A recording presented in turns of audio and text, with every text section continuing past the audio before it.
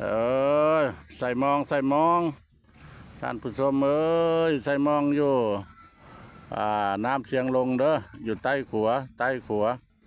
ใต้สะพานน้ำเชียงลงจักสิได้พอปิ้งพอเจ้าอยู่บ่เนาะมานำทีมงาน3 คนบ่าวแปงบ่าวเพชรให้บ่าวเพชรเพิ่นลงแล้วทางพ่อบ้านพ่อเลาะล่ะสิบ่ได้ลงมื้อนี้เพราะว่าจักเป็นอย่างนัดท้องนะสิอึ้งยึงอยู่สุขภาพบ่ค่อยสมบูรณ์มื้อนี้อันนี่ล่ะชีวิต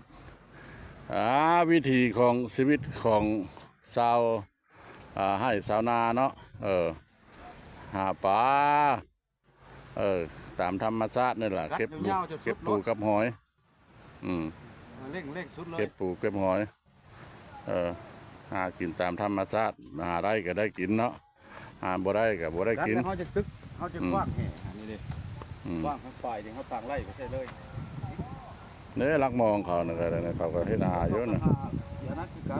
รักมองเขานะมือตามาบริมีได้รักมองเนาะใช่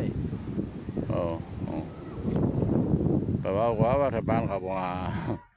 เขาสิกินไปทั้งเขาบ่หา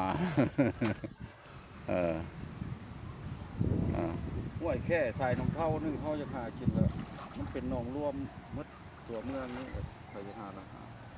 คะแนนโบเฮ็ดแนนมันพิษไปทับคุ้มทำยังไงได้